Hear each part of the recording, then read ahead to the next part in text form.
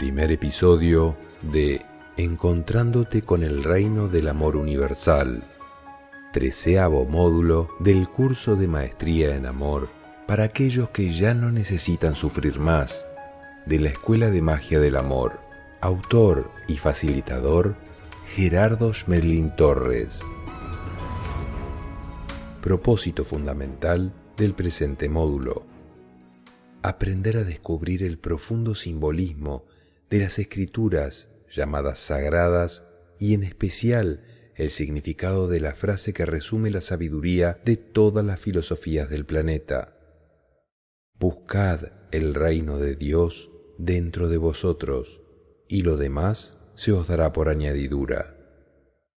Permitirá al estudiante de la magia del amor, entre otras cosas, comprender el significado simbólico de las Sagradas Escrituras, cómo aprovechar las experiencias pasadas, cómo desbloquear el acceso a las añadiduras del amor, cuál es el profundo valor de la humildad como principio receptor, los recorridos de las personalidades que formaron su conciencia, cuáles son las vías de acceso a los centros de información del universo, cómo acceder a las facultades latentes en la conciencia humana, cuáles son las condiciones requeridas para el manejo de las facultades, cuáles son las conciencias originarias y visitantes en el planeta Tierra, qué ocurre entre la salida y el regreso al paraíso, cómo facilitar el retorno a la condición de amor universal.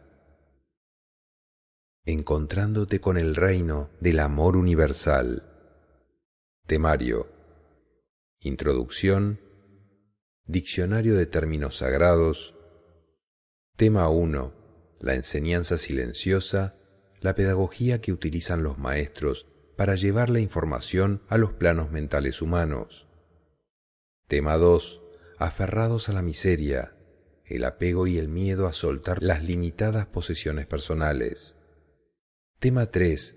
Los viajeros del pasado, conciencias de originarios de la Tierra, soltando su pasado ancestral, llegan al presente. Tema 4. Los visitantes del futuro, conciencias de visitantes completando el servicio de amor, llegan al presente.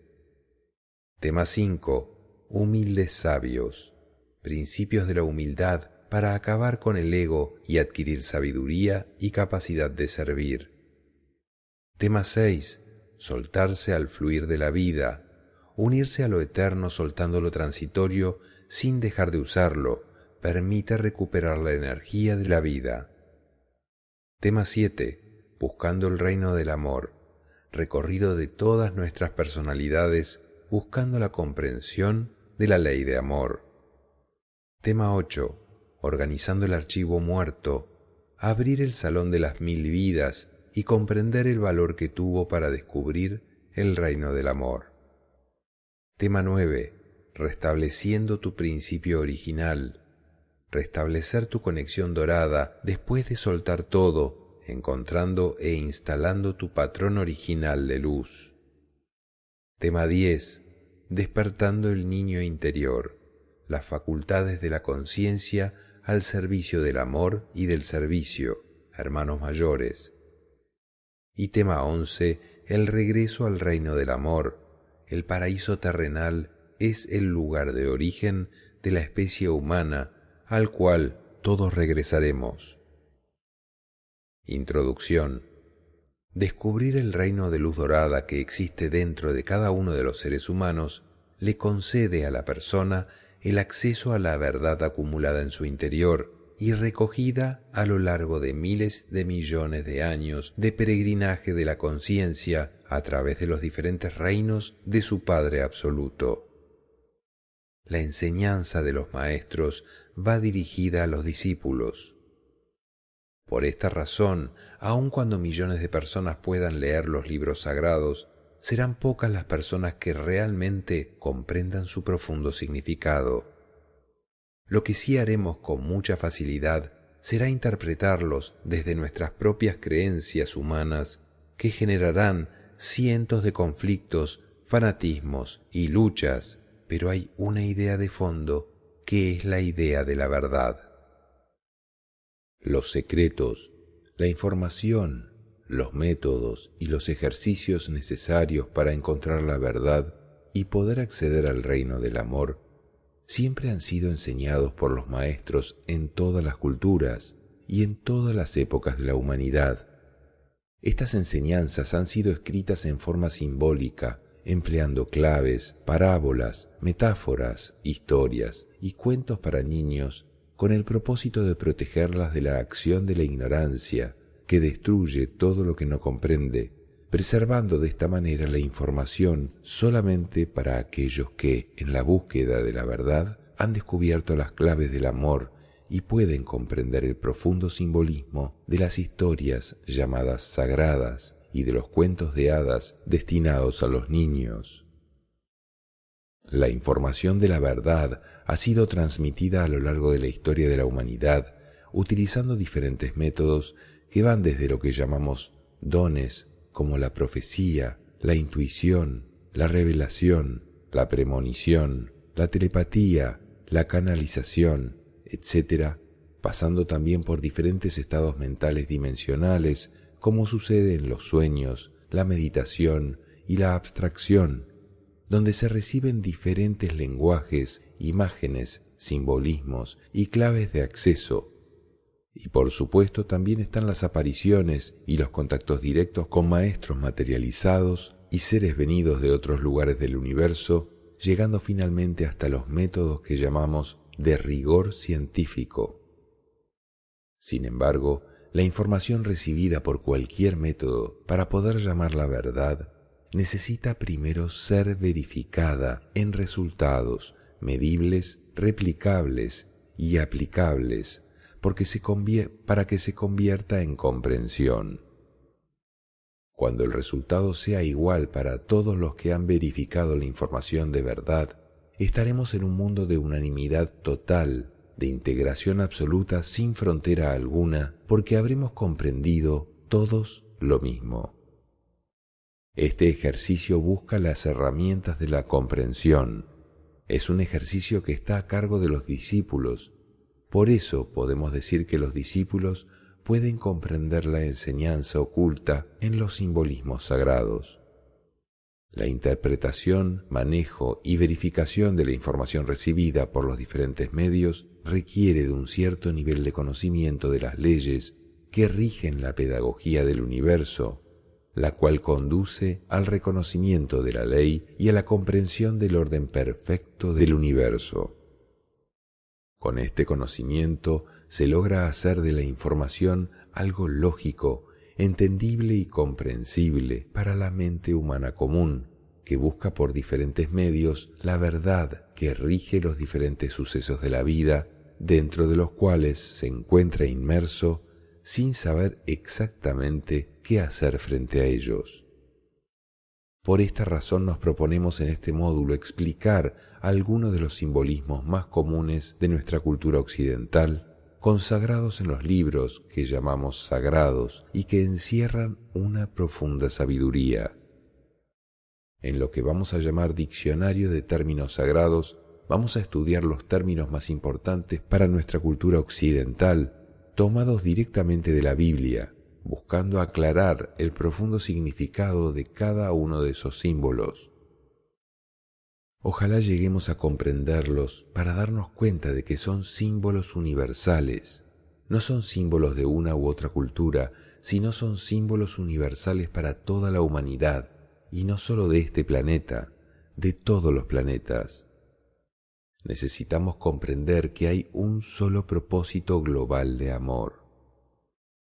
La sabiduría divina fue ocultada en los libros de los hombres.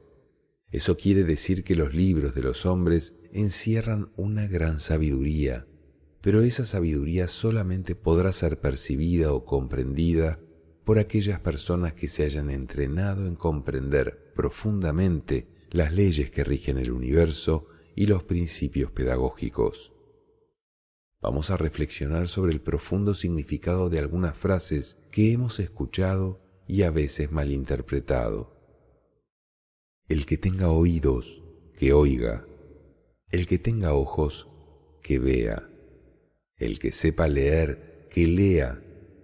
Y el que sepa entender, que entienda.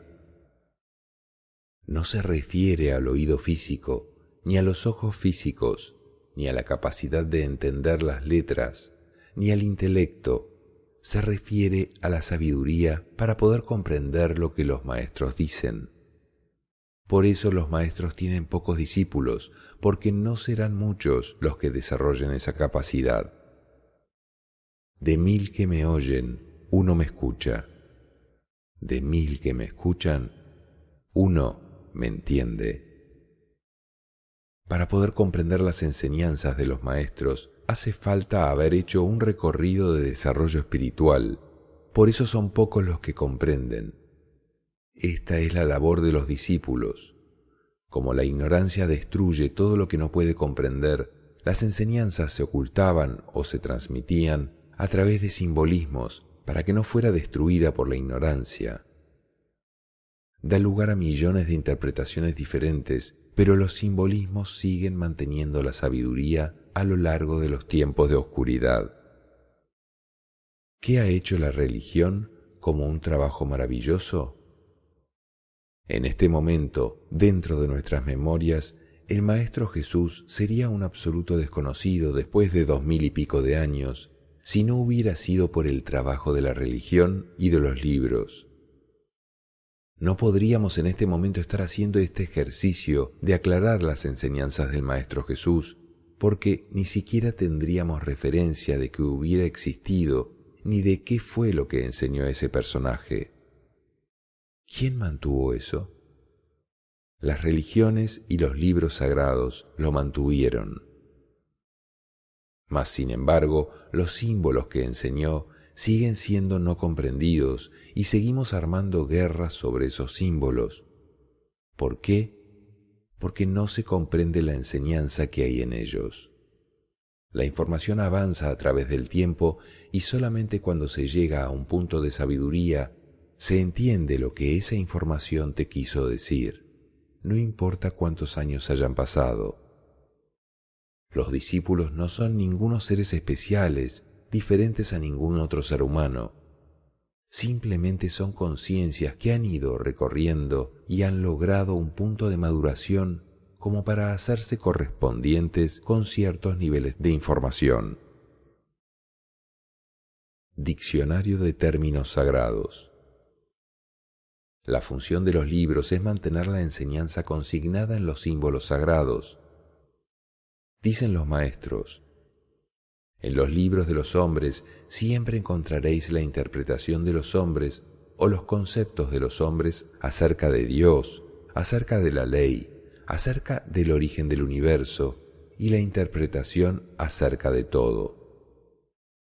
Aun cuando son interpretaciones muchas veces muy alejadas de la verdad, esos mismos símbolos interpretados pueden contener una verdad, pero la interpretación puede haber sido totalmente falsa. Entonces, el proceso de interpretar es bastante complejo, porque cada quien interpreta de acuerdo con sus conceptos y lo hará de una manera diferente, y vienen las guerras, porque no estamos de acuerdo. La misión de los discípulos es hacer claridad acerca de la enseñanza oculta en los libros sagrados y buscar el proceso de unificación de criterios a través del descubrimiento de la verdad. La verdad será una sola. La base de la información es una sola en el universo entero, y eso será lo que nos permita tener una unificación de criterios para lograr una convivencia pacífica entre los seres humanos. La misión de los discípulos es hacer claridad de las enseñanzas que no están a disposición de la comprensión de todas las personas. Hay muchos nombres en todas las religiones y en todos los libros sagrados de las diferentes religiones para referirse exactamente a los mismos elementos que están en la religión cristiana. Las religiones no son diferentes en sí mismas. Lo que es diferente es la terminología que utilizan, porque obviamente un nombre en sánscrito va a ser diferente de un nombre en inglés, en español o en cualquier otro idioma. Siempre está el mismo referente porque es información revelada por los maestros, solo que cada cultura le da un nombre y una interpretación diferente. Vamos a ir viendo punto por punto y lo vamos analizando. Abraham, nombre que significa Padre de muchas naciones, es decir, de todas las naciones. Así pues, la promesa de la tierra prometida es para toda la humanidad, sin excepción. Como a Abraham se le promete que para toda su descendencia será la tierra prometida, pues la tierra prometida no es para unos sí y para otros no, es para la totalidad de la humanidad. Adán, polaridad masculina de la manifestación andrógina, adulto del creador de la forma humana, ser inocente con la capacidad de engendrar hijos. Adán no es un ser nacido, no nació como nacemos nosotros. Adán es un ser manifestado. El ser manifestado está dentro del nivel de los hermanos mayores. Por eso, Adán y Eva son hermanos mayores, que son los que pueden manifestarse sin nacer. Un inmortal no nace ni muere, porque el inmortal puede entrar o salir de la materia sin nacer o morir. Es un ser adulto desde su manifestación e inocente en la medida en que en su inocencia no hay información de la creación. Por eso decimos que no es primero el huevo, sino la gallina, porque es la gallina, el ser manifestado, la que pone los huevos. Adán es un andrógino. Contiene lo masculino y lo femenino simultáneamente, como toda creación inicial, pero para que pueda haber una interacción que dé creación, es necesario separar el andrógino en sus dos polaridades. Dios hace un muñeco de barro, le da un soplo divino, y ese es el primer ser humano. Y del mismo Adán, de la costilla, sacó una parte que llamó Eva, la parte femenina. Entonces, Adán se quedó con la parte masculina. La manifestación andrógina eran Adán y Eva simultáneos. Al separarlos, quedan Adán como masculino y Eva como femenino, de cuya interacción nacen los seres mortales. La característica masculina es emitir, enseñar. Primero está la información que va a enseñar, que es la característica masculina, y luego está la creación, que es sobre la característica femenina. Esa es la razón por la cual se habla de Adán y Eva y no de Eva y Adán. En el séptimo nivel de conciencia, los hermanos mayores son andróginos perfectos. Adán y Eva es solamente el principio de creación de la especie, pero habrá miles de Adán y Eva en el universo. Si combinamos 4 Adanes y 4 Evas, resultan las 9 razas básicas, de cuyos cruces resulta toda la humanidad actual. Esto lo vimos en el taller de Sociología de la Evolución. Adorar al niño, palabra que significa digno de ser amado, digno de ser amado, es decir, que al niño interior, el ser crístico, es necesario amarlo, no hacerle resistencia al reino del amor. Por eso los Reyes Magos vienen a ofrecerle sus reinos al niño. No se trata de adorar ídolos, porque significa que estamos adorando al ego y el ego se va a fortalecer. Se trata de adorar al niño, que es la esencia misma del amor, nuestra parte de conciencia. Amar es no hacer la resistencia a nada. Para poder lograr este maravilloso proceso de adorar, de amar, necesitamos hacer el proceso de limpieza interior y a eso se refiere el bautismo. Agua pura de vida significa sabiduría. Se refiere a la información que nos permite vivir para siempre, que nos permite quitarnos el ego, limpiando la mente y regresar al paraíso. La sabiduría es el agua que te quita la sed para siempre. Si yo no comprendo el origen del problema, no lo puedo solucionar, y si mi problema, por ejemplo, es de hambre y alguien me da un plato de comida, eso alivia mi problema por un rato, pero no lo soluciona. Pero si yo comprendo cómo acceder a la abundancia del universo, jamás volveré a tener hambre, porque la abundancia es inconmensurable. Y si yo comprendo cómo amar y cuidar mi cuerpo y reconstruirlo, jamás volveré a tener dolor alguno. Pero lograr esto es un proceso, y ese es el trabajo espiritual. Amad a los enemigos. Se refiere a la condición básica del amor, donde no se culpa a nadie ni se le hace resistencia a nada, estando siempre dispuestos a servir a quien lo solicite. Enemigo es una interpretación mental, porque en el fondo nadie tiene enemigos. A veces nos relacionamos con personas que no nos aceptan, o a veces yo no los acepto a ellos. Pero eso no significa que sea un enemigo, significa que hay incomprensión, incompatibilidad o que somos diferentes. Anatema, palabra que significa condenar al exterminio, por lo cual a cualquiera que se guardaba algo del botín de guerra, que se quedaba con algo del ego, se le condenaba a muerte. Si yo me llego a quedar con cualquier parte de ego, ese ego puede volver a retoñar y a crecer dentro de mí, y el ego produce en nosotros la condición de los mortales. Por eso, cualquier pedazo de ego que nos guardemos nos mantendrá condenados a muerte. Pero no son los hombres los que lo condenan a muerte, sino que el ego en sí mismo genera todo el proceso de deterioro y muerte. No saldremos de la condición de los mortales mientras tengamos cualquier pedazo de ego. Recuerden que en el séptimo nivel del desarrollo de conciencia, el ego ha sido trascendido en su totalidad. Un hermano mayor no tiene ni un solo pedacito de ego. Árbol del conocimiento de la ciencia, del bien y del mal. Simbolismo de tomar información falsa, el bien y el mal, representados en Caín y Abel, lo cual ciertamente nos convierte en seres mortales por el desarrollo del ego. Cuando entra en nuestra mente la gran dualidad con la idea del bien y del mal, comienza el conflicto. Y ahí empieza una lucha que no termina hasta la desaparición del ego, y esa es la enseñanza del Maestro Jesús. Lo que a mí me parece malo, al otro le parece bueno, y al revés. El punto de partida del ego es que el ego siempre tiene razón y los demás están equivocados, y es una lucha interminable.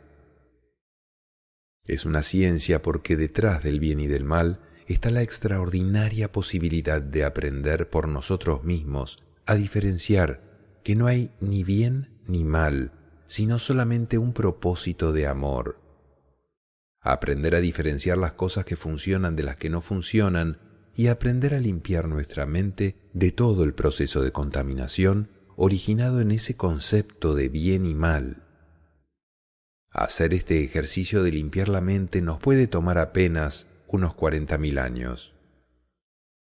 Mientras nuestra mente esté contaminada con esas ideas, estamos todavía bajo la mordedura de la serpiente, porque ese es el simbolismo de tomar información falsa. Fíjense que la mordedura de la serpiente, por la analogía con estos seres, es una mordedura mortal, y la mordedura mortal sencillamente es la del ego. El ego es el que nos convierte en mortales, y la eliminación del ego es lo que nos regresa a la condición de inmortales. Árbol de la vida, simbolismo de la información verdadera que hay en la conciencia, la cual es inmortal y solo se puede llegar a ella con la mente pura, razón por la cual Dios colocó un guardián con espada de fuego para que ningún ego pueda llegar a ella, porque ciertamente quien despierte su conciencia vivirá para siempre. El árbol de la vida representa la información de la inmortalidad.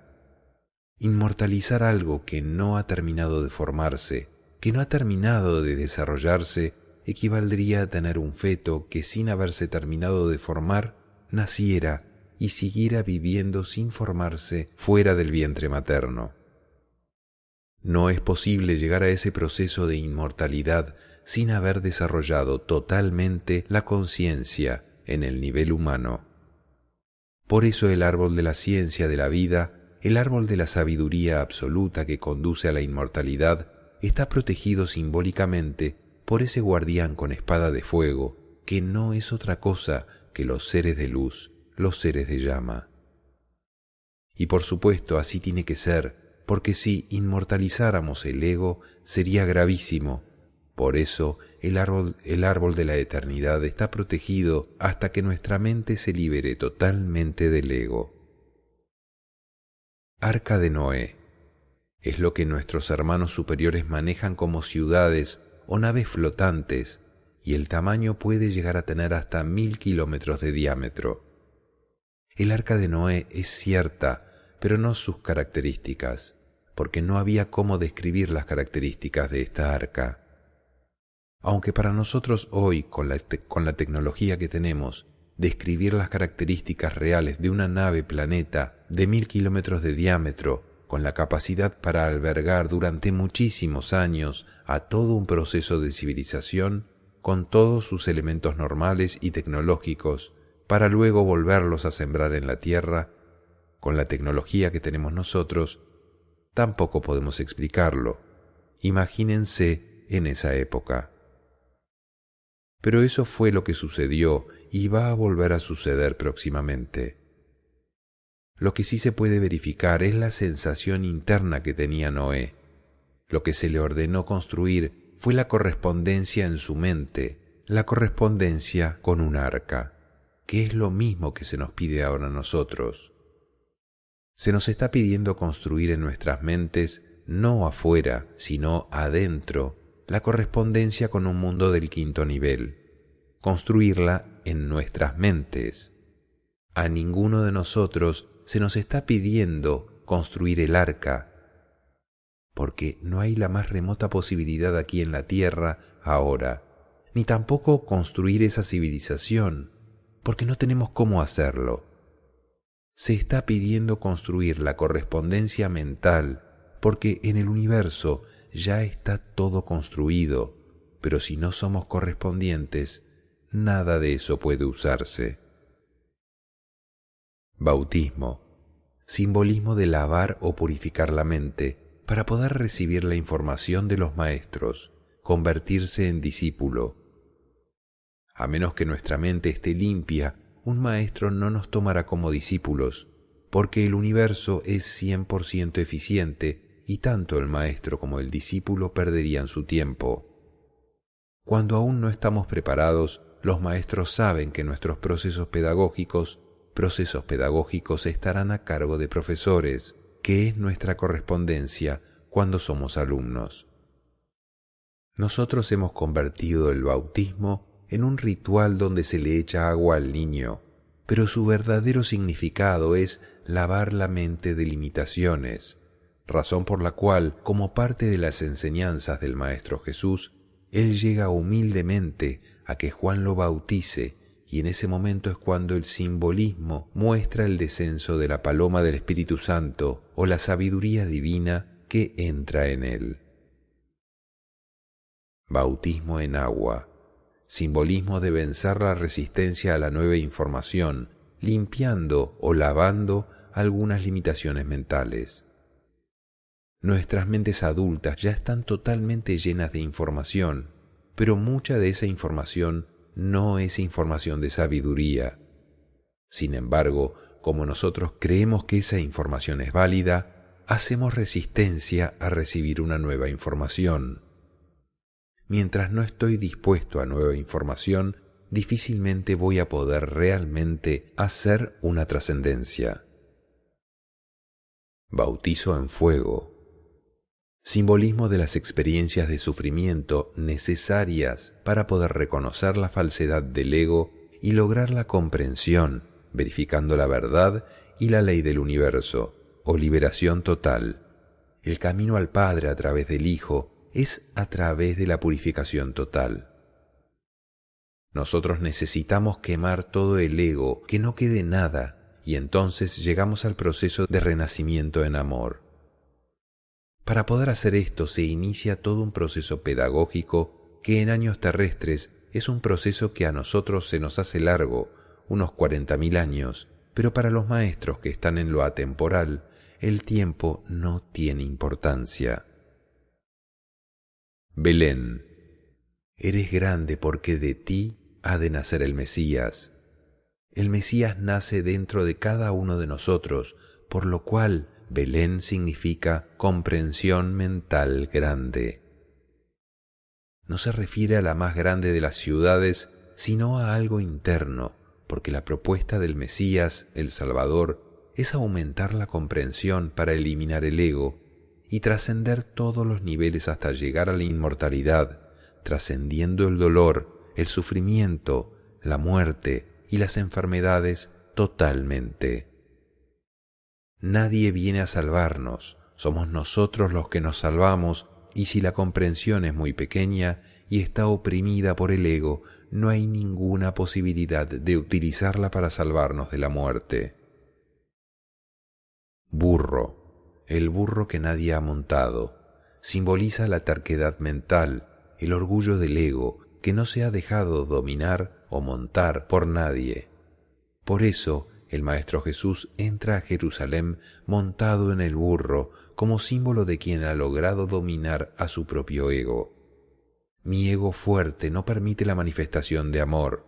El símbolo del Maestro montándose en el burro muestra que él sí puede montar el burro y el burro le obedece porque el Maestro es el regente y no el burro. Buscad y hallaréis. Se refiere a las fuentes de la información universal, los archivos del universo, que están disponibles para todo aquel que esté buscando la verdad. Todos somos buscadores de la verdad, por distintos caminos vamos buscando la verdad y poco a poco la vamos descubriendo. El que busca siempre encontrará. Somos eternos buscadores de la verdad. Chispa divina o soplo divino. Partícula absoluta, chispa divina, que trae la información de la vida, lo que anima la materia, y que penetra por la respiración con la primera inhalación de aire y sale con el último suspiro. Por eso dicen los maestros, la vida es eterna, no se puede perder, es un don divino, entra y sale de la materia. La vida es lo que anima a la materia. El soplo divino, como simbolismo, es porque es a través de la respiración por donde entran los átomos que traen la información del destino, de la misión, de la conciencia y de la vida. Todos esos átomos entran cuando un niño nace y toma su primera inhalación de aire. La estructura de un ser humano está formada por 7 archivos. El niño que todavía está dentro del vientre materno, aún no ha nacido, tiene 3 archivos. El archivo genético, porque si no, no podría tener una forma. El archivo del instinto, cada especie tiene un comportamiento natural. Y el archivo mental, sobre el cual se va a formar una personalidad, la capacidad de aprender. Estos 3 archivos están desde el mismo instante de la concepción. Los otros 4 archivos entran después de nacer, y eso es el soplo divino. Estos 4 archivos son el archivo del destino, el de la misión, el de los recorridos universales y el archivo de conciencia, de chispa divina o de esencia del ser. Crucifixión. Simboliza la muerte del ego que se logra después de haber padecido todos los sufrimientos que el ego origina y vencido todas las limitaciones mentales.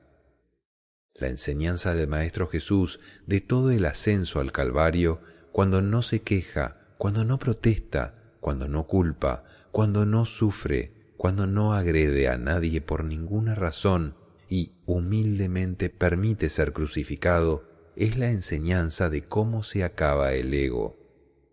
En ese espacio, ahí está representado exactamente cómo se acaba el ego, dejar de quejarse, dejar de sufrir y dejar de pelear. Y es todo lo que conforma la ciencia de la septología. Cuchillo o pasar a cuchillo. Significa que utilizando la voluntad, la espada, podemos eliminar completamente a todos los componentes del ego: ignorancia, rigidez, orgullo, soberbia, etc. La invitación es a empuñar la espada de la voluntad para volvernos profundamente humildes, para acabar con la soberbia y eliminar todas las reacciones egoicas. Renuncio definitivamente al sufrimiento y a muchas otras cosas. En el tema 4 del taller de aceptología hay una lista de 33 renuncias que podemos trabajar con la fuerza de voluntad. Demonio simboliza al ego y a todas las limitaciones internas de los sistemas de creencias y de defensas que mantienen la oscuridad y se oponen a la regencia del amor. El demonio no es un ser externo a nosotros, del que tengamos que defendernos. Es una condición de ignorancia interna. Se pinta con cuernos porque esa es una característica de animalidad, de violencia, de agresión, del instinto de supervivencia, que no es racional. Se pinta de rojo porque está dentro de la ley básica de la naturaleza, regida por la frecuencia del rojo en la parte más baja del triángulo inferior de las leyes, y por eso se le llamó infierno. Descanso del séptimo día. Desde la experiencia humana significa que, una vez construidos los primeros 6 niveles de la conciencia, la información que la conciencia toma dentro de los mundos de materia física, se logra la inmortalidad. Por lo tanto, ya no hay nada más por hacer en la forma humana y se puede descansar de esta experiencia. En el séptimo nivel de la conciencia, la única función con respecto al campo humano es la enseñanza de amor, y por eso se pide dedicar el séptimo día a la oración para recibir la información de los hermanos mayores, o maestros inmortales. Recordemos de otros talleres que el desarrollo de la conciencia en el campo de la experiencia humana tiene 7 niveles equivalentes a las 7 escalas cromáticas, las franjas de la luz. Los 3 primeros niveles se caracterizan por el conflicto, la guerra, la lucha, el ego, la imposición. Somos los hermanos menores. Entre el 4 y 5 nivel están los hermanos superiores y en los niveles 6 y 7 los hermanos mayores. Hasta el 6º nivel es necesario hacer el trabajo de desarrollo de la conciencia y en el 7º nivel ya se logra la inmortalidad y termina la experiencia dentro de la forma humana. Llegado al 7º nivel, lo único que falta por hacer es enseñar a todos los demás seres que están por debajo de ese nivel el principio fundamental que rige el universo, el servicio, el amor. Si el maestro no enseña, no tendría amor. Para que la enseñanza pueda ser recibida por quien aún no tiene ese nivel, necesita disponerse a recibirla, y por eso realmente el descanso del 7º día siempre se propuso como para dedicárselo a la oración, a la meditación, a la percepción de información para tener la revelación. Se volvió un ritual, una cuestión laboral, pero el descanso del 7º día es para entrar en lo que llamamos la enseñanza silenciosa, y es necesario apartarse de toda actividad para ello. Desde el punto de vista de la divinidad, lo que significa es que una vez termina la creación, lo que Dios hace es enseñar la creación. La creación es lo que hace Dios dentro de 6 niveles, no días, es un simbolismo. Son 6 niveles. Una vez la creación ha sido terminada, necesita ser administrada y necesita una pedagogía. Estas 2 grandes jerarquías, la de los administradores, Miguel, y la de los pedagogos, Lucifer, tienen el propósito de enseñar a los hijos de Dios, que son los niños Dios en nosotros, o los hijos espirituales. Los niños son los que van a recibir toda la información de Dios a través de los administradores y los pedagogos del universo.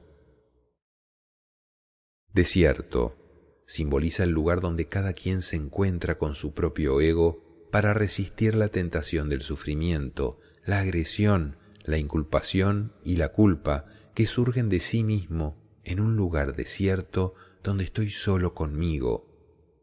Y en 40.000 años de trabajo sobre el ego, estamos listos para conquistar la tierra prometida.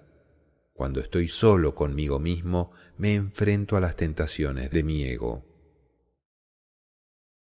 Dios, esencia del ser, soy, que maneja la información del absoluto para realizar todas las creaciones que existen en el universo. En lugar de preguntarnos ¿quién es Dios?, sería mejor decir ¿qué es Dios? Porque Dios no es una persona, sino esencia absoluta espiritual. Es la esencia de la información del universo. Si usamos un término tecnológico, podemos llamarlo el archivo universal de la información absoluta.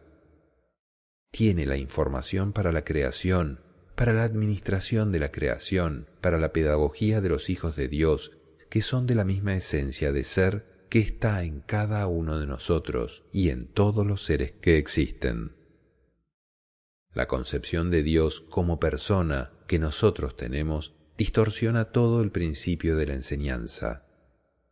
Dios no es un ser físico, sino de una dimensión muy alta que llamamos punto cero, sin tiempo ni espacio. Dios no escribe en letras entendibles como lo hace el hombre. Dios escribe en el universo entero, en todo lo que sucede y en todo lo que está creado. Ego o faraón simboliza el imperio y el poder del ego, corazón endurecido que esclaviza la mente oprimiendo a la débil comprensión, pero que finalmente es vencido por el resultado de su propio orgullo, las plagas.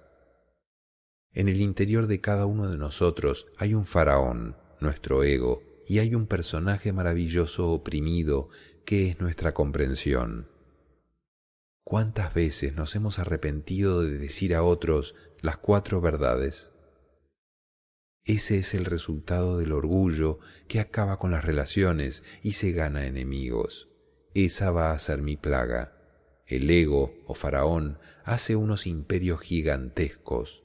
En todas las épocas de la humanidad hay construcciones que son monumentos al ego.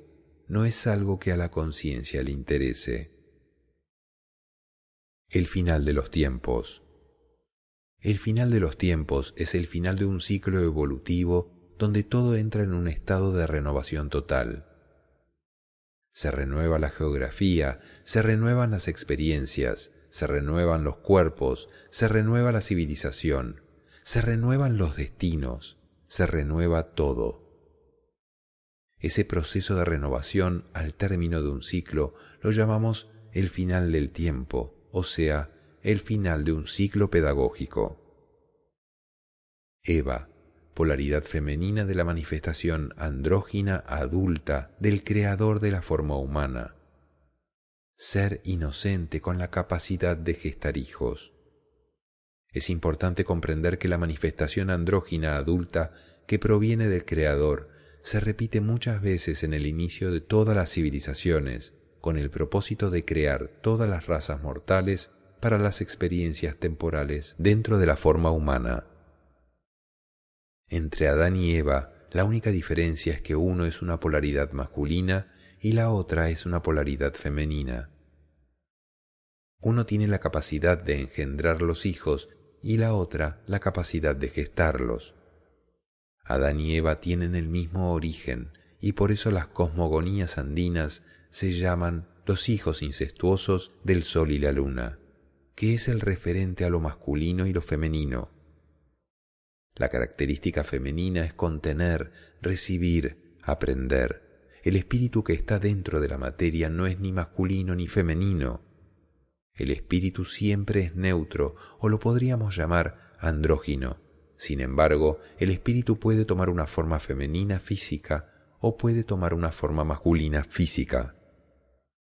La manifestación que se conoce con el nombre de Adán y Eva no es solamente en el planeta Tierra, es en todo el universo.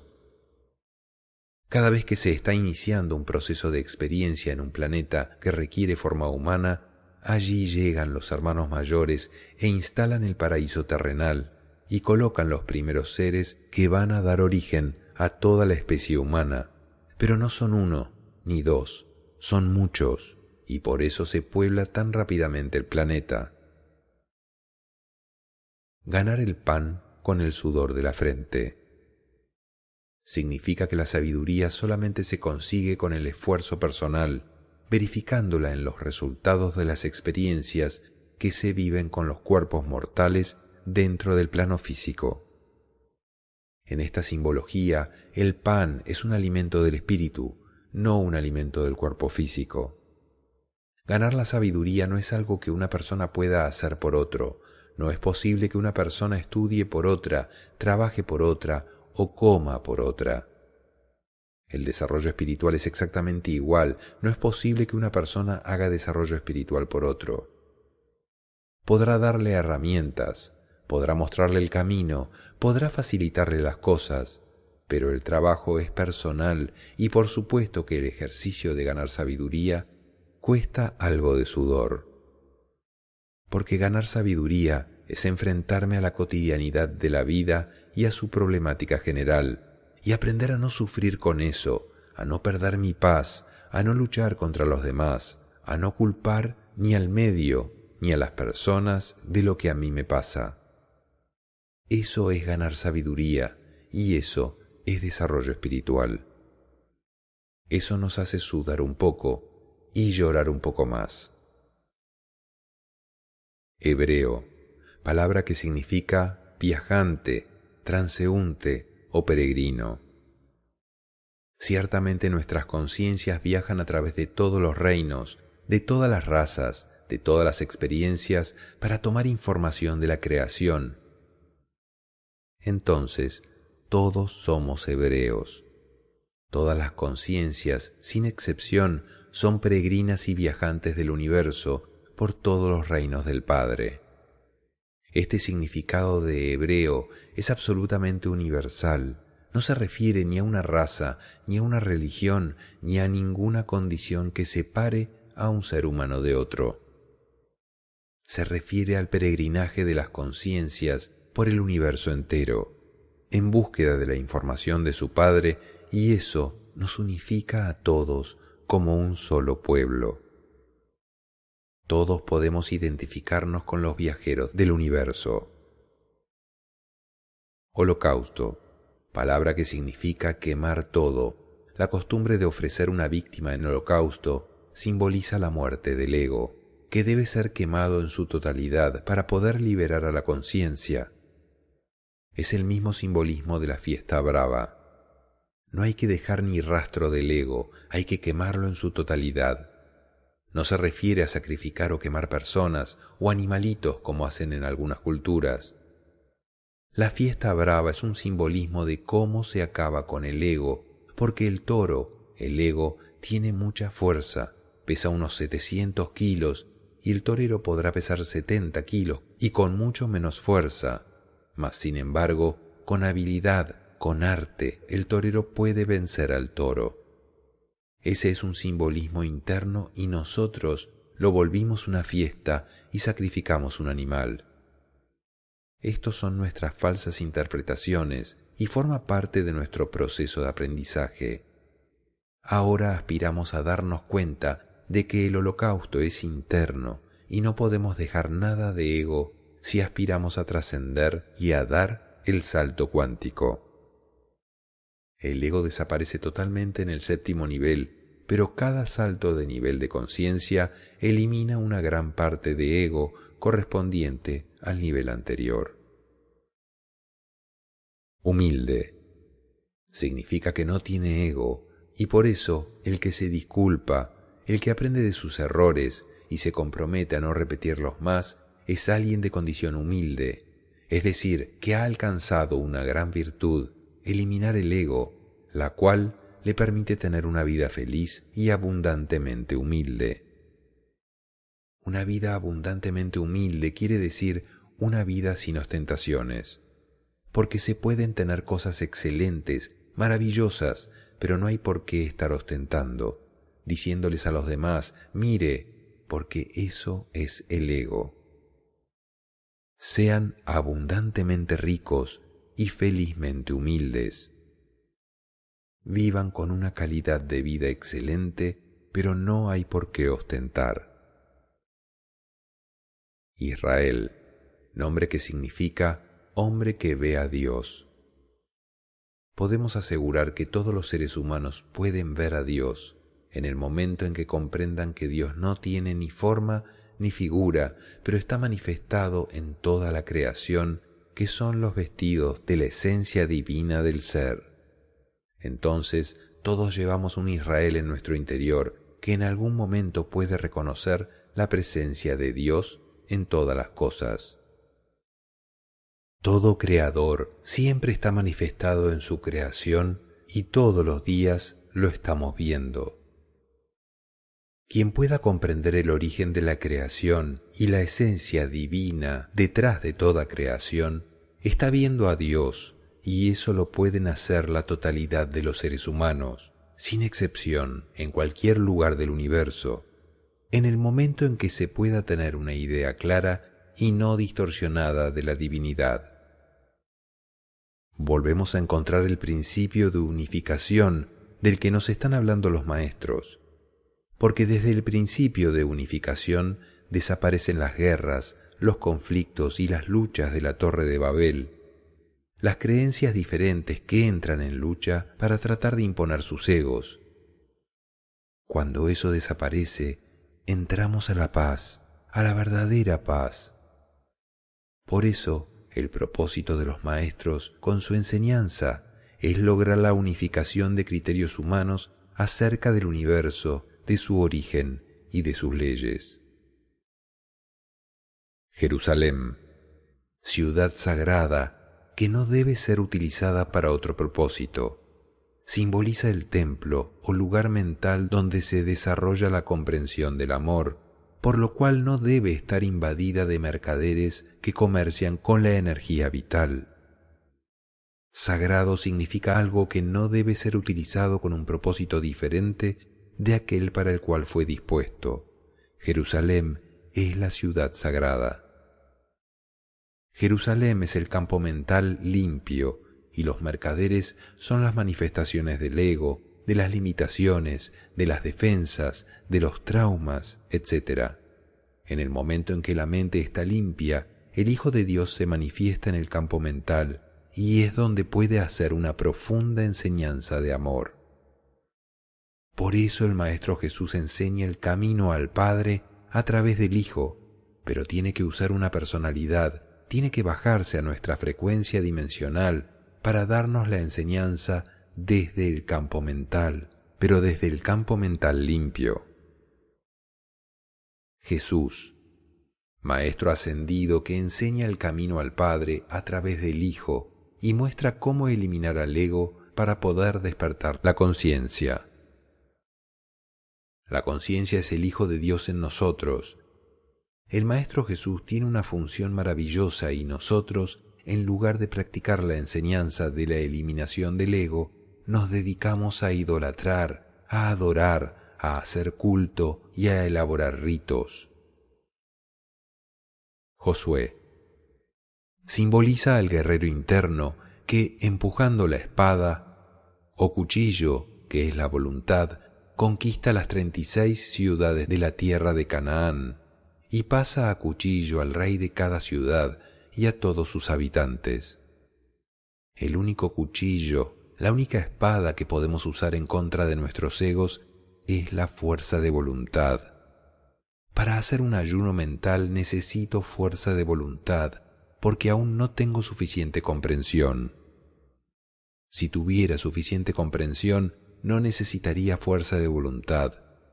Pero como aún no tenemos suficientemente desarrollada la comprensión, entonces vamos a recurrir a la fuerza de voluntad, y por eso Josué representa al guerrero interno, aquel que empuña la espada. Pero entiéndase la espada o el cuchillo de la voluntad, porque esa espada es la que va a terminar con el ego mediante el sacrificio. Llamad y os abrirán. Se refiere a los templos de sabiduría, donde enseñan los maestros a los cuales se accede mediante la disposición a aprender y al compromiso con el hacer con el servicio y con el cumplimiento de la ley. Los templos están con sus puertas cerradas, pero si tú golpeas y llamas a sus puertas, estas puertas se abrirán.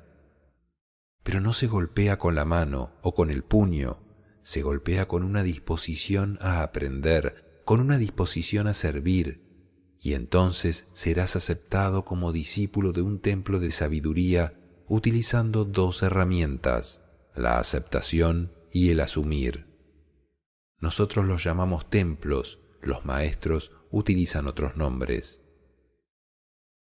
Mercaderes simbolizan a los diferentes componentes del ego y del trauma, limitaciones mentales que trafican y comercian con la energía vital, produciendo sufrimiento y contaminando el templo. Es necesario sacar a todos los mercaderes del campo mental. Esto lo hemos trabajado mucho en el taller de Trascendiendo las Limitaciones. Mesías significa el Salvador, es decir, el Salvador de las tentaciones que se originan en el ego. Vencer las tentaciones del ego, ver tema 4 de aceptología, requiere de una comprensión grande y de una voluntad muy fuerte. Aquí estamos uniendo la enseñanza de Josué con la de Jesús, una comprensión grande y una voluntad fuerte para que el Mesías en nuestro interior realmente produzca la liberación total. Moisés simboliza al pedagogo del destino, a quien se le ha encargado una función muy especial, dirigida por los maestros de ley, para generar un nuevo nivel de conciencia en el pueblo escogido, llevándolos a aceptar una nueva experiencia, a asumir sus propios resultados y a obedecer la ley. Precisamente aprender a obedecer la ley del universo nos va a permitir el salto cuántico interno, ir a otra dimensión, ir a otro nivel de experiencia diferente. La ley del universo no tiene que ser respaldada por ningún ejército.